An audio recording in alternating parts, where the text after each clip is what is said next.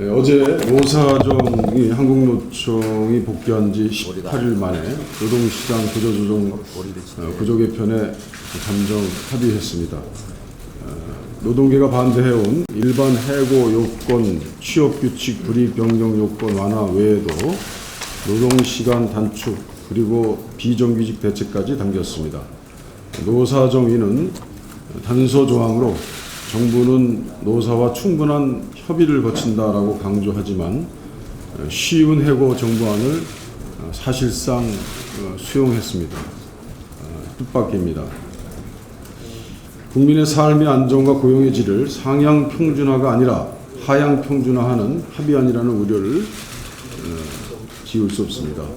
비정규직을 정규직으로 전환해달라는 노동계의 요구를 정규직을 비정규직처럼 쉽게 해고할 수 있다는 정부의 동문서답식 정책으로 관철시킨 합의안이라는 비판에도 귀를 기울여야 합니다. 박근혜 대통령은 지난 대선 때 국민행복 10대 공약에서 정리해고 요건 강화와 일방적인 구조조정이나 정리해고 방지를 위한 사회적 대타협기구를 설립하겠다고 했습니다. 집권 이후 정부의 노동정책은 일반 해고 요건을 완화하고 사회적 대타협이 아닌 정부가 나서서 시한을 정해놓고 강압적으로 합의를 강요해 왔습니다. 애초부터 정부는 노사정의 협상 결과와 상관없이 지침과 입법 등 수단을 바꿔가면서 일방적인 독주를 선포했습니다. 노동개혁 문제는 대통령이 공약을 깨고 성과를 몰아붙이고 여당 대표가 3만 달러 쇠파이프론으로 선동해서 얻을 수 있는 문제가 아닙니다. 국민과 미래 세대의 삶과 질의 고용의 안정성에 대한 노동시장 전반에 대한 문제입니다. 사회적 불평등과 서민경제 민생정책의 핵심의 의제입니다. 아직 넘어야 할 산이 많이 남아 있습니다. 추가 논의도 불가피합니다. 국회에서 입법사항이란 절차가 남아 있습니다. 어제 잠정 합의로 노동시장 구조 개편이 끝나는 것이 아니라 이제 시작하는 것임을 말씀드립니다. 우리 당은 쉬운 해고를 통한 고용 불안 노동정책이 아니라 고용 안정을 통한 일자리를 만드는 노동정책을 위해서 최선을 다하겠습니다. 경제개혁연구소 보고서에 따르면 최근 9년간 일감 몰아주기 의혹, 기업 중 절반이 교묘하게 법 규제를 피한 것으로 나타났습니다. 2010년 규제 강화 시점 전후에 재벌들이 합병과 주식 매각으로 지분율을 조절하는 꼼수가 비일비재했습니다. 삼성물산과 합병 후 삼성그룹의 제일모직 총수일과 지분율은 46%에서 30% 안팎으로 현격하게 줄었습니다. 현대차그룹 계열사인 현대글로비스는 대량 지분 매각으로 0.01% 차이로 공정거래법 기준을 회피했습니다. 현행 일감 몰아주기 규제법은 재벌구제법에 불과합니다. 상법 공정거래법, 상속 증여세법의 규제 대상 기준을 높이고 법망을 촘촘하게 바꿔야 합니다. 오히려 재벌 승계를 뒷받침한 현행 법체계에서 필요성 있는 재벌 규제는 특보에 불과합니다. 정부 여당은 일반 국민과 노동자에게 일방적인 고통분담을 강요할 것이 아니라 재벌 구제형 제도 개선을 개선하는 것입니다. 제도를 개선하는 것이 우선입니다. 이미 여야가 함께 이야기한 재벌 개혁의 실효성을 높이기 위해서도 재벌 새누리당도 적극적으로 법 개정에 나서야 합니다. 우리 당도 최선을 다하겠습니다. 정부가 법인세 깎아준 것도 모자라서 재벌 상속세까지 깎아주겠다고 합니다. 젊은 세대로의 부의 이전이 필요하기 때문이라고 11일 국회에 제출한 중장기 조세정책 운영계획에서 밝혔습니다. 지난해 연말정산 대란을 틈타서 슬쩍 끼워넣었다가 부결된 상속세 및 증여세법 제정안의 재추진 선언입니다. 지난 7년 6개월 동안 이루어진 부자감세로 상속세는 무력화되었습니다. 매출 3천억 이하 기업의 경우 기업 상속 시 500억까지 공제받을 수 있습니다. 자본이득세로의 완벽한 조세체계 전환 없이 상속세를 완화하는 것은 또 다른 재벌 전력의 또 다른 절벽, 부의 불평등만 처리할 것입니다.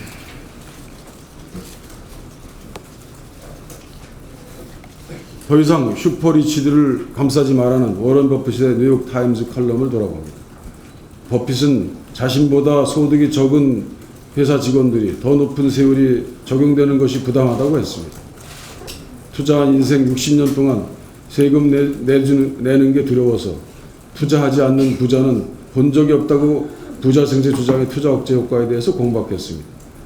1970년 이후 미국 경제의 최대 효황기는 부자 증세를 단행했던 클린턴 행정부 시절이었다는 것을 명심해야 합니다. 독일의 중소기업에 한해서 10년의 고용을 유지한 경우에 상속증여세의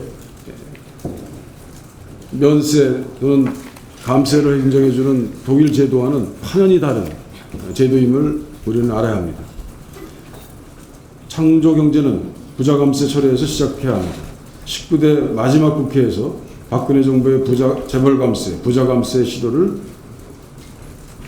단호히 막겠습니다. 법인세 정상화와 재벌 대기업의 사내일보금 투자 방안 등 내수 경기를 살려낼 수 있는 실효성 있는 대책들을 적극 마련해 나가겠습니다. 네, 여기까지입니다. 이어서 주성영 최고위원의 발언이 있습니다. 네, 대표님 오시면 하려고 했는데 그냥 하겠습니다. 당이 혼란스럽게 돌아가고 있는 것에 대해서 지도부의 한 사람으로서 책임을 통감하고 국민과 당원 여러분께 송구스럽다는 말씀을 드립니다. 정말로 죄송합니다. 최고위원 역할을 제가 제대로 못하고 있는 제가 이 자리에서 무슨 말씀을 더 드릴 수 있겠습니까? 제가 지난 2월부터 최고위원을 하면서 여러 말씀을 드렸습니다만 간혹 공개적으로 문재인 대표님께 어떤 말씀을 드릴 때마다 저 스스로 힘이 많이 들었습니다. 최고위원으로서 비공개 회의에서 드린 말씀을 굳이 언론인들 앞에서 다시 반복함으로써 당의 분열상만 부각시키는 것 아닌가 하는 생각이 들어서 잘 내키지 않기도 하고 제 성격이 모질지 못해서 면전에서 부담스러운 말씀을 드리기도 어려웠기 때문입니다. 그래서 최근에도 그런 생각이 컸기 때문에 회의석상에서 공개적인 발언을 자제했습니다. 수신제가 치국평천하라고 했습니다. 대학에 나오는 말입니다. 내 자신과 내 가정을 먼저 안정시켜야 나라를 다스리고 천하를 얻을 수 있다는 의미입니다. 유교에서는 올바른 선비의 상을 제시한 것이지만 현대적으로 재해석하면 진정한 리더의 주요 덕목이라고 해도 과언이 아닙니다. 이 자리에 있는 누군가에게 드리는 말이 아니라 이 자리에 있는 우리 모두가 되새기자는 뜻에서 말씀드리는 것입니다. 요즘 우리 당을 지켜보고 있는 국민과 당원들의 심정은 복잡하실 것입니다. 이제 총선이 얼마 안 남았는데 저러고도 총선에서 이기길 바라겠습니까? 총선을 앞두고 제1야당에게 가장 중요한 국정감사와 정기국회를 포기하고 당내 문제로 갈등하면서도 내년 총선에서 이길 수 있다고 생각하는 것일까? 당내 계파들이 서로 넘어서는 안 되는 선을 넘으며 극단적인 권력 투쟁을 벌이면서도 당을 통합시켜 총선에 임할 수 있다고 생각하는 것일까? 그리고 당 대표는 왜 총선 룰을 통과시키는데 자신의 대표직을 걸고 재신임을 묻는 것일까? 오늘 우리가 답해야 할 국민과 당원들의 의구심일 것입니다. 그래서 말씀드립니다. 모든 당내 문제 일단은 국정감사 뒤로 미룹시다. 그렇지 않으려면 오늘 밤을 새서라도 당을 책임지고 있는 지도부의 중지를 모읍시다. 누구나 공감할 수 있는 결론을 내리기 위해서 노력합시다. 제1야당의 지도부로서 국민과 당원에게 책임지는 모습을 보여드리자는 충정에서 말씀을 드리겠습니다. 이상입니다. 이어서 전병원 최고위원의 발언이 있겠습니다.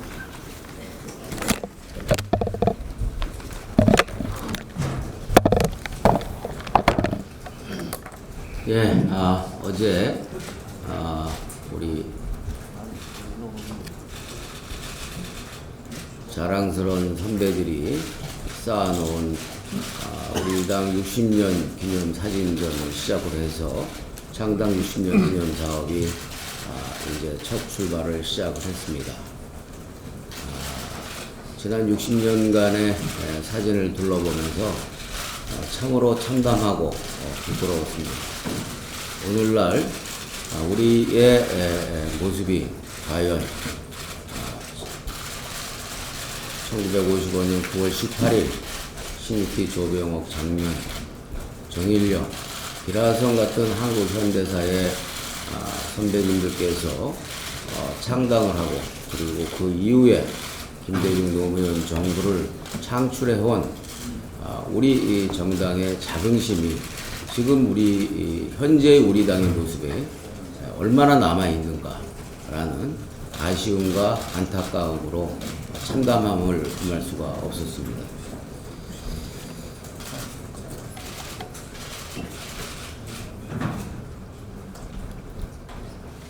저는 당을 오래 지켜온 사람이지만 19대 들어서만큼 당 지도부가 뽑혀지면 그 어떤 이유를 붙여서 흔들어대는 그런 그 악태와 악순환이 반복되고 있다는 점에 대해서 참으로 개탄과 통탄함을 금할 수가 없습니다. 그 논리를 이것저것 다 갖다 붙이지만 저의 기준과 상식으로는 합리적이지도 상식적이지도 않습니다. 상선약수 부유부쟁이라는 말이 있습니다.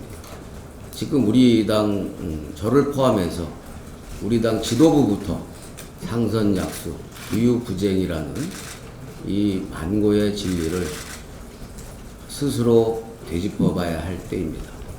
그리고 우리가 당원들과 국민들의 얘기해야 할 때라고 생각을 합니다. 우리가 사생 이정걸 대표께서 사생 국감을 하겠다라는 야심찬 주장을 했고 우리 모두 공감하고 있습니다. 근데 이게 사생국회라는 말이 잘못 이름이 지어졌는지 당권을 가지고 사생 결단하는 이런 풍조가 지금 벌어지고 있는 이런 상황에 대해서 참으로 안타깝습니다. 저는 이와 같은 당내 갈등과 혼란이 근본적인 치유가 되지 않는다면 조속히 끝내는 것이 오히려 상식적이고 합리적이라고 생각합니다. 이것을 총선이 가까운 시간까지 미루면 미룰수록 우리 당은 더욱더 혼란에 빠질 수밖에 없고 수습 불가 상태로 갈 수밖에 없을 것이라는 것은 너무나도 상식적이고 합리적인 판단 아니겠습니까? 다시 한번 저기 사진 걸려있는 두 분의 대통령 그리고 여기 사진에 걸려있는 두 전 우리 당의 지도자로서 대통령으로서 국민들께 존경받고 정권을 창출한 우리의 자랑스러운 그런 역사와 자긍심을 다시 한번 생각하면서 무엇보다도 그 어떤 부실과 이유와 핑계 그 이상보다도 가장 중요한 것은 우리에게 단결과 화합이다.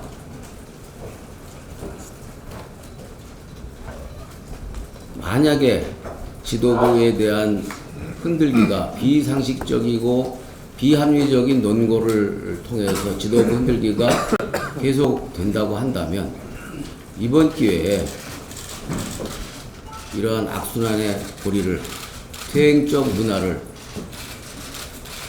가부간의 정리를 해야 하는 것이 옳고 하는 것이 당을 살리는 길이 아니냐라는 판단을 할 수밖에 없습니다. 이어서 오영식 최고위원의 발언이 있겠습니다.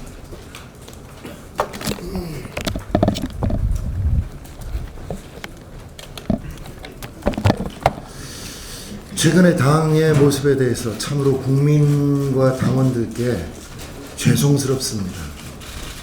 송구스럽습니다. 지도부의 한 사람으로서 무한한 책임을 느끼고 있습니다. 문재인 대표께서 중진들의 요구에 대해서 어려운 결정을 내려주셨습니다. 제가 중앙위원회와 재신임 투표를 제고해 줄 것을 요청드렸던 데에는 혁신 그리고 그 혁신에 기초한 어떠한 대안도 현실에서 100% 완벽할 수는 없고 그러한 혁신안의 처리와 혁신 작업이 도 아니면 모의 식이라든가 갈라치는 식의 방식으로 해결될 수는 없다는 문제인식 때문이었습니다. 또한 지금 현재 국정감사가 시행되고 있는 시기적 상황도 깊이 고려했습니다. 제1야당에게 국정감사는 매우 중요한 장이자 신성한 책무입니다. 집권당과 정부의 실정을 철저하게 밝혀내고 그 책임을 묻고 그에 대한 정책적 대안을 제시하는 바로 그러한 과정이 국정감사이기 때문에 중앙위원회 개최와 재심 투표의 재고를 엄중히 요청드렸던 것입니다. 그런데 지금 그러한 부분들이 큰 틀에서 의견을 모으면서도 아직 깔끔하게 정리되고 있지 못합니다. 저는 혁신의 과정이 힘들고 어렵다는 것을 누구보다 잘 알고 있습니다. 당내의 다른 의견, 다른 생각들을 인내심을 갖고 설득하고 이해하고 합의점을 찾아 나가기 위한 노력들이 그 자체가 혁신이라고 생각하고 그것이 아무리 힘들더라도 그에 대해서 정적으로 책임있게 최선을 다하는 것이 통합의 정치라고 인식하고 있습니다. 이러한 일련의 노력 과정을 통해서 우리는 어렵지만 소중한 혁신에 대한 합의를 이끌어낼 수 있을 것입니다. 또 어렵게 중진들과 당대표가 뜻을 모았는데 아직도 매우 부적절한 언사들로 이와 관련된 논란들을 증폭시키고 있습니다. 저는 우리 원내대표 어제 말씀하신 거 매우 부적절한 말씀이셨다고 생각합니다. 우리 원내대표께서 스스로 국감에 집중하자고 말한 것이 바로 엊그제인데 원내대표의 표현과 언사는 진위 여부를 떠나서 매우 잘못됐다고 생각합니다.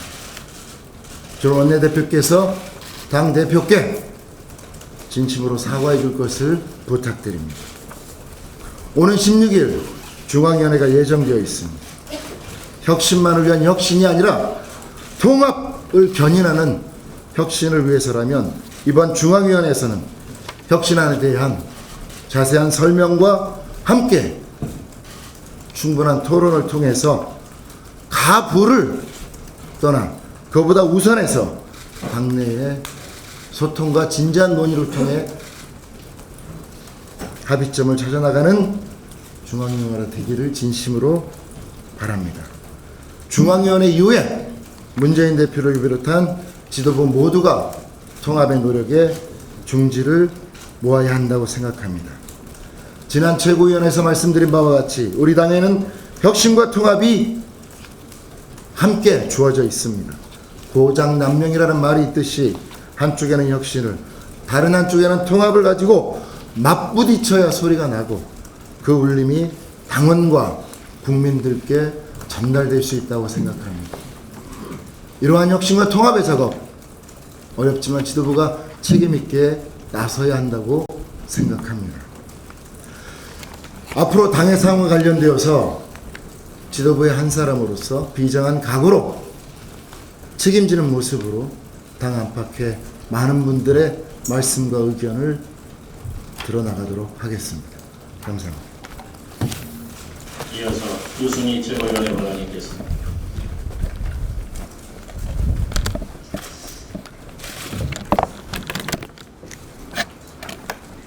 노사정이 대타협 합의안을 발표했습니다. 이것은 대타협이라고 하는 탈을 쓰고 노동계의 항복 문서를 받은 것입니다. 최대 쟁점인 쉬운 해고에 대해 노사가 충분히 협의한다는 합의안이 곧 노동계의 목소리를 수용하겠다는 것은 아닙니다. 결국은 일반 해고와 취업규칙 가이드라인을 정부가 만들겠다는 선언입니다. 헌법 32조는 모든 근로조건을 법률로 정하도록 하고 있습니다. 근로기준법은 각종 절차를 그래서 매우 세세하게 법률로 엄격히 규정하고 있습니다. 노동의 역사입니다. 해고임금 근로조건 등의 노동기본권을 행정 지침으로 만들겠다고 하는 이런 발상은 군부 독재에서나 가능한 일입니다. 더구나 노사정 합의가 없어도 단독으로 노동계약을 단행하겠다는 지금까지 정부의 태도를 보았을 때 이번 대타협안을 방패삼아 또다시 밀어붙이지 않을까 지극히 우려가 됩니다. 이번 대타협으로 소위 대타협으로 인해 노동계약을 저지하는 쪽의 힘이 상당히 약화되는 것 또한 우려되는 바입니다. 박근혜 정부는 노동자를 제물로 삼는 쉬운 해고 밀어붙이기를 포기하고 서민 경제를 살리는 경제 개혁에 나서야 됩니다. 새누리당도 5대 입법 추진을 당장 중단하고 청와대의 행동대장이 아니라 국민의 정당으로 거듭나야 할 것입니다.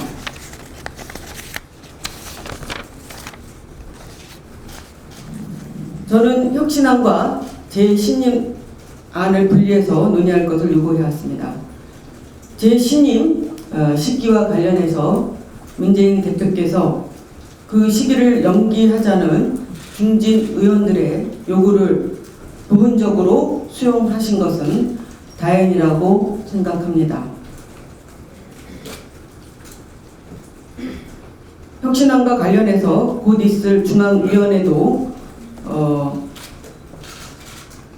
연기론과 진행론과 두 부분이 중진위에서 논의된 것으로 알고 있는데 일단 진행하는 것으로 그렇게 되었습니다.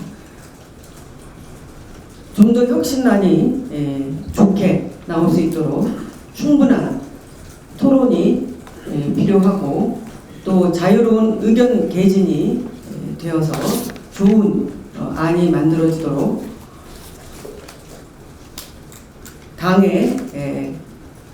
당내 민주주의 그리고 통합과 화합 그리고 단합의 길로 나아가는 그런 중앙위원회가 되기를 바라며 말씀을 마치도록 하겠습니다. 이어서 추미애 최고위원의 발언이 있겠습니다.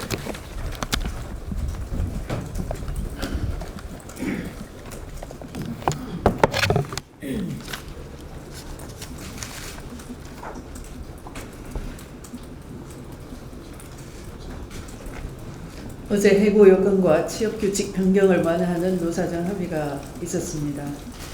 그러나 이번 합의는 청년 일자리 창출과 비정규직 양극화 문제 등 노동시장 개혁과는 방향이 전혀 다릅니다.